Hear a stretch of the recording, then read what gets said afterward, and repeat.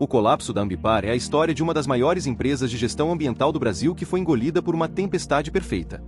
A mudança radical do cenário macroeconômico, com o dólar e os juros disparando, junto com a má governança e as manobras financeiras arriscadas da empresa, que culminaram em um aditivo contratual desastroso. O resultado disso? Um passivo superior a 10 bilhões de reais, tornando o pedido de recuperação judicial inevitável. Mas como uma empresa com um longo histórico de sucesso pôde chegar à ruína em tão pouco tempo? A Ambipar, fundada em 1995, rapidamente se notabilizou como uma das empresas líderes de gestão ambiental no Brasil e no exterior. A companhia oferecia um vasto leque de serviços, de logística reversa e reciclagem, até a resposta a emergências ambientais. Ao longo dos anos, a Ambipar construiu uma trajetória de crescimento acelerado, mas também bastante sólido. Esse avanço vinha de forma orgânica e também por meio de aquisições estratégicas. Para se ter uma ideia, em 2018 a empresa cresceu 25% em relação ao ano anterior. E em 2019, o crescimento foi de 30% na comparação com 2018. Foi com esse histórico que a empresa buscou a Bolsa de Valores. Sua oferta pública inicial encontrou um ambiente de mercado extremamente favorável. O crescimento da Ambipar, ligado diretamente à gestão ambiental e ao setor ESG, deu um charme extra à emissão das ações. Tudo isso gerou uma demanda que superou a oferta em mais de 12 vezes. E mesmo após o sucesso de seu IPO em 2020, a empresa não parou. A Ambipar iniciou um período de forte expansão, realizando dezenas de aquisições no Brasil e principalmente no exterior. Para financiar esse crescimento, a empresa aumentou drasticamente sua alavancagem, emitindo títulos de dívida no mercado internacional, como chamados Green Bonds. O desafio, porém, estava na proteção cambial. Como as dívidas eram em dólar, a Ambipar utilizava os controversos contratos de swap. O swap é um contrato de troca de risco que a empresa utiliza como seguro, transformando uma dívida em dólar em uma obrigação em reais. O objetivo é se proteger da flutuação cambial. Chegamos a 2023 em um contexto macroeconômico de dólar e juros persistentemente altos. O EBITDA da Ambipar disparou. Contudo, a alavancagem, que é a dívida líquida sobre o EBITDA, saltou de menos de 2 vezes para mais de 3 vezes, no auge da estratégia de aquisições pós-IPO. O mercado financeiro reagiu a essa combinação com extrema cautela.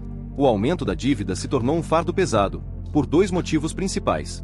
Primeiro, os juros elevados, a nossa Selic, encareciam drasticamente o serviço da dívida em reais. Segundo, o dólar alto pressionava as despesas financeiras das operações internacionais. Essa percepção de risco fez com que as ações da Ambipar caíssem. Consequentemente, as agências de rating passaram a monitorar a situação com maior rigor. Essa escalada na alavancagem, combinada à complexidade crescente das operações e à urgente necessidade de transparência, desenharam um quadro crítico. Se você está gostando e quer mais vídeos como este, curta o vídeo e comente bilhão aqui embaixo. Isso ajuda muito a divulgar o meu trabalho, e não se esqueça de se inscrever no canal também. Levando a Ambipar a recrutar João Daniel Pirandi Arruda, um executivo experiente do Bank of America, para ser seu novo CFO. A entrada de João Daniel Pirandi Arruda como CFO, em agosto de 2024, parecia ser um passo decisivo. Com 15 anos de experiência no Bank of America, ele chegou com a missão clara de recuperar a confiança dos investidores, renegociar a dívida e colocar ordem nas finanças. Mas o que ele encontrou era muito pior do que se esperava. Ao tentar reestruturar a área financeira, foram identificadas inconsistências graves nos contratos de derivativos e nos controles de caixa.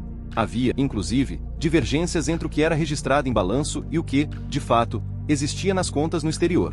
Com o aumento do risco e a deterioração do preço dos Green Bonds da Ambipar, acendeu-se o alerta para os credores internacionais, especialmente o Deutsche Bank, com a qual a Ambipar tinha feito uma operação de contratos de swap no valor de 493 milhões de dólares.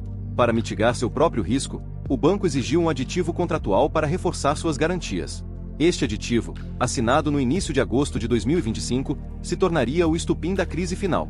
Ele previa uma cláusula de gatilho de liquidez. Em caso de queda do preço dos títulos ou aumento de risco, a Ambipar deveria depositar 60 milhões de reais como margem de garantia ao Deutsche Bank. Com a queda drástica do valor dos títulos, o Deutsche Bank acionou o aditivo, e a Ambipar não realizou o depósito do valor. Isso deu ao Deutsche Bank o direito de acionar a cláusula de vencimento antecipado, o cross-default, permitindo que ele e todos os demais credores exigissem um pagamento imediato de toda a dívida. O efeito foi imediato e devastador. As ações da companhia despencaram mais de 96% em pouco mais de um mês. Os Green Bonds chegaram a ser negociados a menos de 20% do seu valor de face no mercado internacional. E temendo o calote, alguns fornecedores críticos começaram a suspender contratos, acelerando a espiral negativa.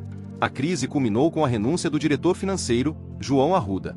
Ele deixou o cargo pouco antes do pedido de proteção judicial, alegando que foi mantido de fora das decisões que levaram ao colapso financeiro.